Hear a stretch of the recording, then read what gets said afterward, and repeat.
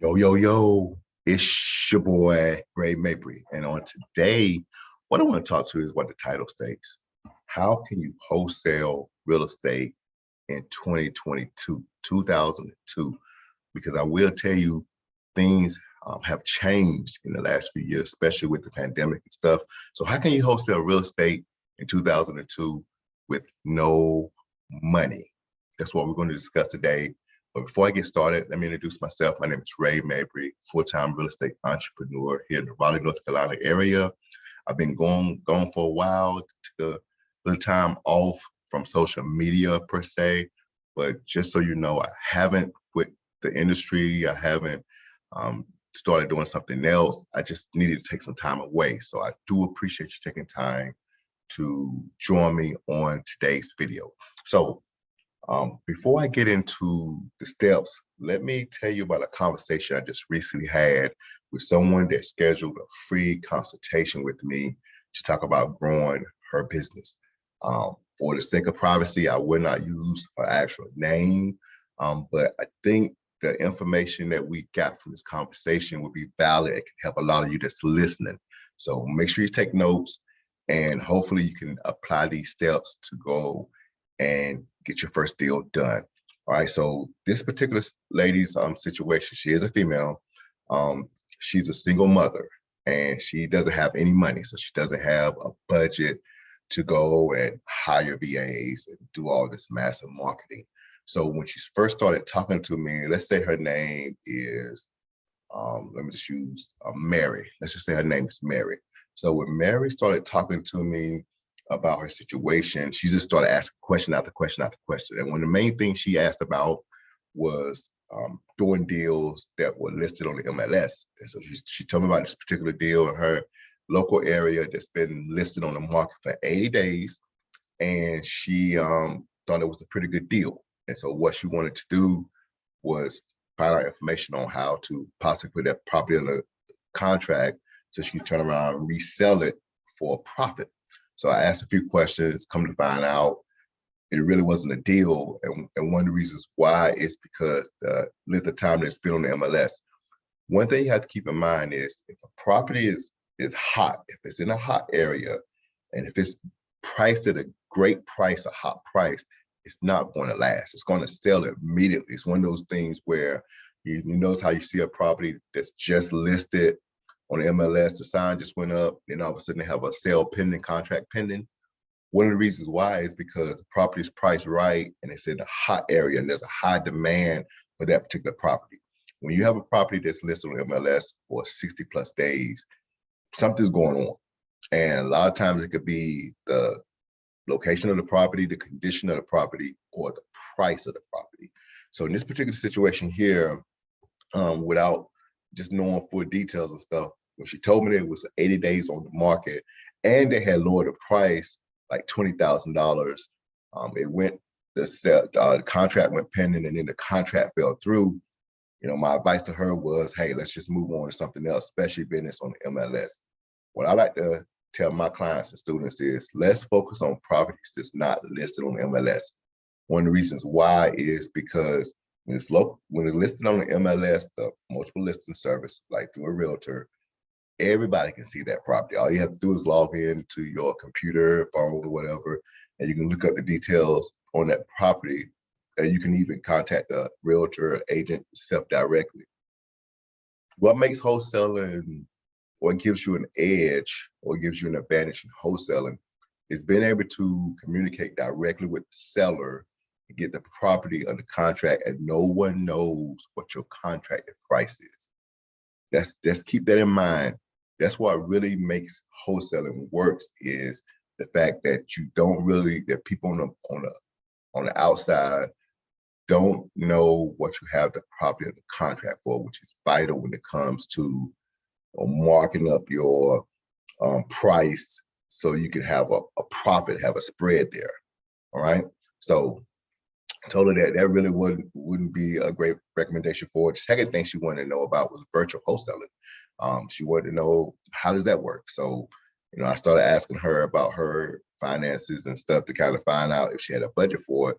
Once again, single parent with no budget.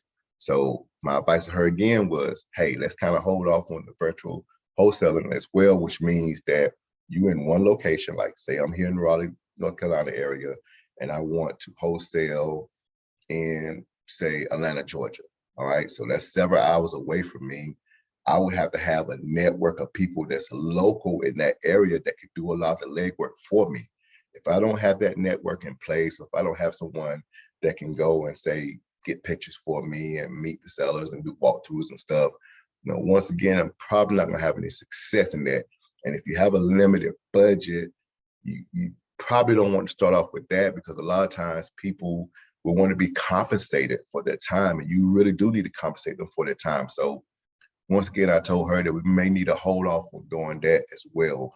And the third thing she was talking about was joining this very expensive training platform, real estate training platform. I'm not going to call the name, because I'm sure most of you have heard it, but I think she said the wholesaling component of it alone was like $8,000. $8,000. No, and it's interesting because I mean, she was kind of telling about how people were trying to recruit her to join and stuff. And of course, she didn't have the money to join, but she was talking about how kind of trying to sell me on the benefits on, how it's a great program.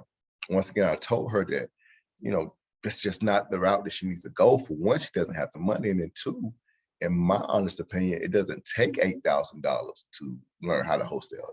It's just a premium price. And being on top of that, you're not getting any kind of guarantees. So it's still a gamble, a huge gamble. All right. So what I told her, this is what I told her, and this is where I want you to start taking notes. If I was getting started today with no money and I want to wholesale properties, I told her she needs to start in her own backyard. I'm sure some of you've heard of D4D, driving for dollars, but that would be my number one recommendation if you have no budget and you want to wholesale in 2022. And what that just means is get in your vehicle, you're driving around different neighborhoods and areas in your local market, preferably, because you want to kind of cut down on your gas and stuff. And you want to try to identify vacant houses.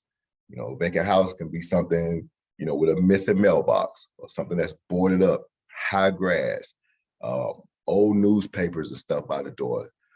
It's typically very identifiable to locate a vacant property. When you locate one, what you want to do is take a picture, as many pictures as you can. Make sure you get the address of the property. Now, if the mailbox is missing, the house number is missing, then all you can do is look at the properties that's next to it, as a reference point. So you write down those addresses to the left, to the right, if it's in the community. If it's out in the country, sometimes you can use apps and stuff to take pictures, and then we give you an address. But either way, you want to make sure you get the address of that property where you're located.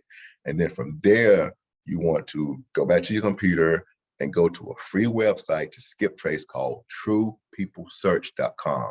That's truepeoplesearch.com. You're going to type in the address, you'll type in the city and the state, and it's going to give you the seller's name. And a lot of times it gives you numbers as well. It'll give you multiple numbers, sometimes numbers. And so once you get those numbers, what you're going to do is you're going to cold call that seller. And when you cold call a seller, especially if you don't have any experience on the phone whatsoever, you're going to be nervous. You're going to be scared, because you're going to be afraid that the person may get upset with you. They may curse you out. They may hang up on you. They may threaten to sue you for calling them and stuff. So all you want to do is when you call them up, you want to introduce yourself. Hey, my name is Ray. I saw you had a property at such and such address. I just wanted to call you up to see if you're interested in the cash offer. And then to see what they have to say. You don't want to go into this long spiel, because remember, you have seconds to make a first impression. So just go ahead and introduce yourself and tell them why you call it. All right. And most of the time, probably 85 to 90% of the time, they're going to hang up on you. They're going to tell you, no, not interested. They're going to tell you, take me off the list.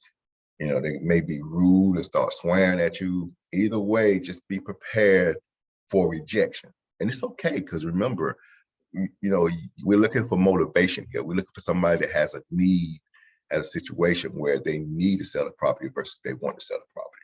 So if they say no, what your response is, great. Before you go, may I ask, who do you know that has a property that they need to sell for cash? And then just listen. So what we're trying to do here is we're trying to get a referral. This is a cold call.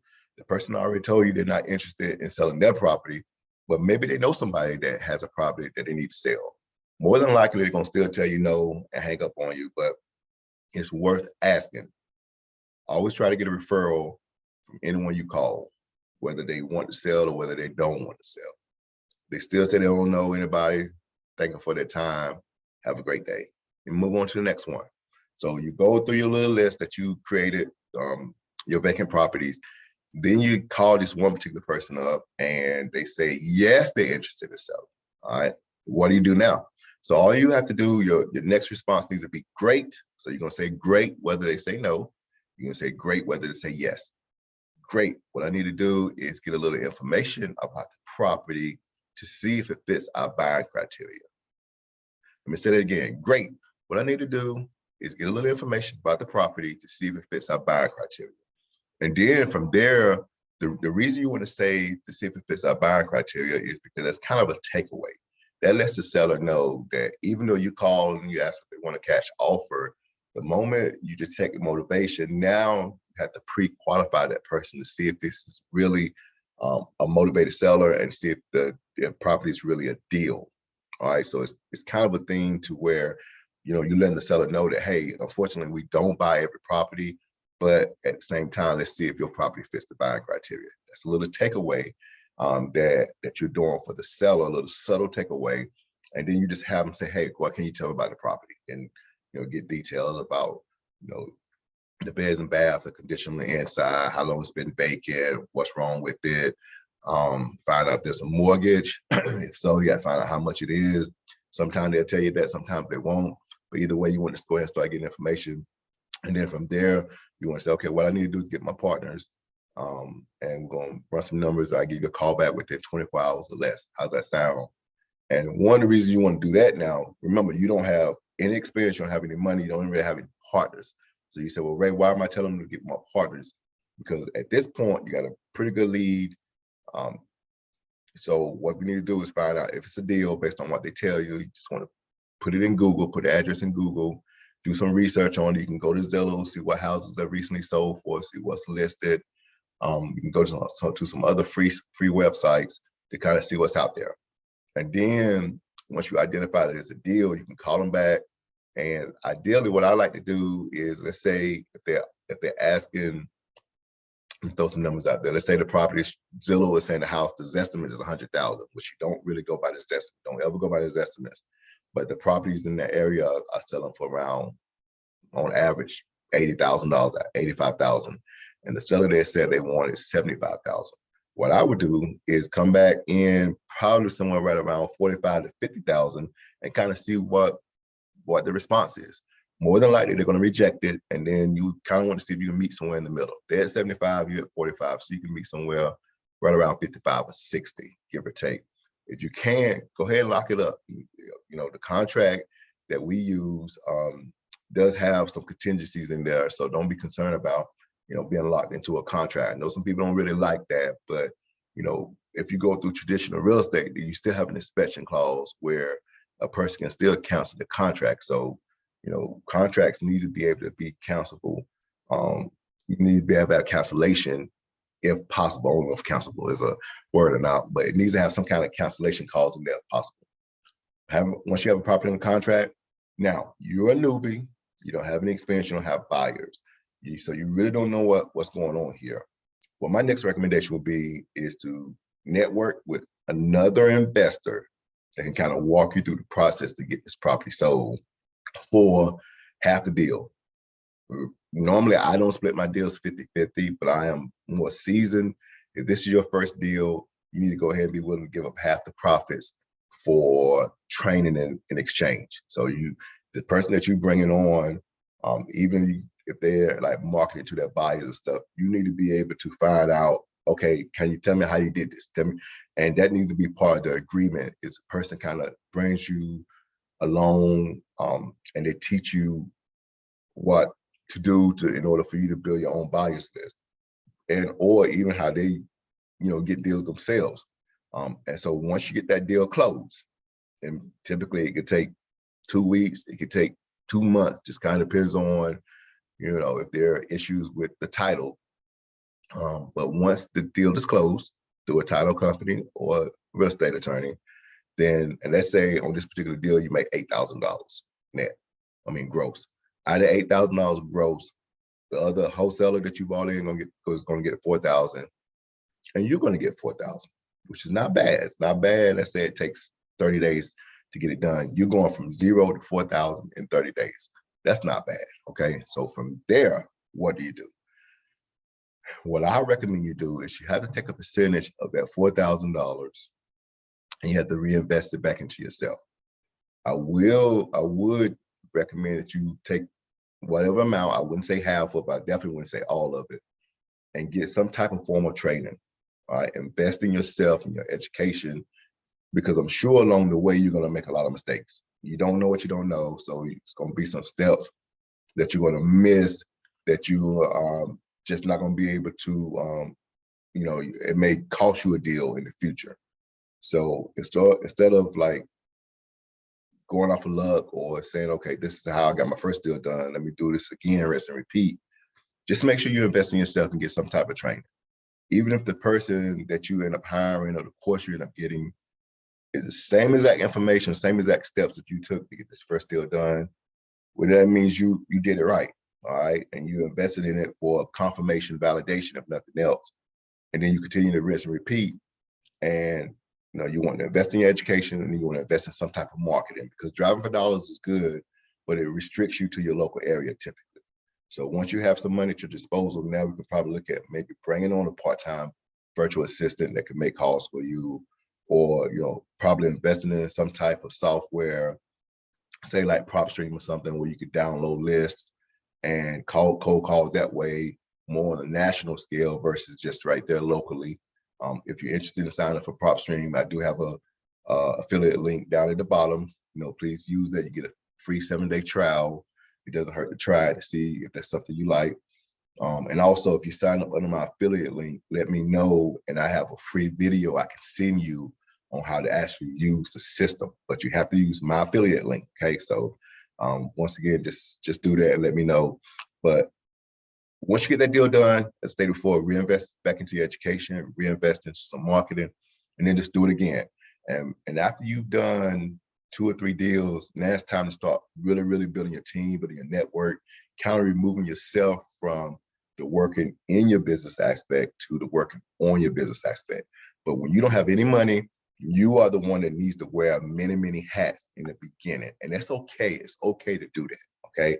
A lot of times people come in and say, don't, be a boss or outsource that. If you don't have any money, how can you do it? And then 2, if you don't have any experience, you need to be able to, guide people along, like say a virtual assistant. You need to be able to train that person on how things need to be done. If you don't know how to do it, how are you going to train someone else? How are you going to be responsible for someone else to be successful if you yourself haven't had any kind of success doing it? So that's my recommendation. That's the conversation I had with Mary. And then I just told her, hey, just do this. And once you get the deal done, hey, reach back out to me, let me know how things are going for you. I'm very interested in your success. And she thanked me for my time. And that's how the conversation went. And so that would be my recommendation. If you want to wholesale in 2002 with no money, I recommend to go and drive for dollars.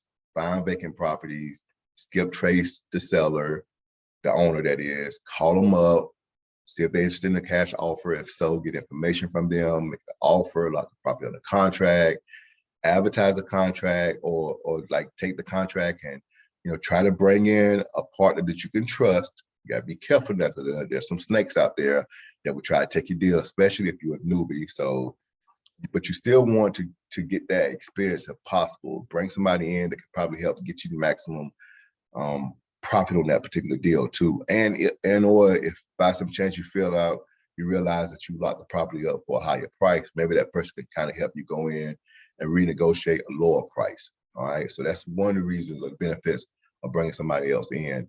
But once that is done, you want to take a portion of that money, reinvest back into your education, reinvest back into marketing, rinse and repeat, and then start growing your business that way. but you want to be able to get to a point where you can take yourself out of the day-to-day as soon as possible so you can start working on other things.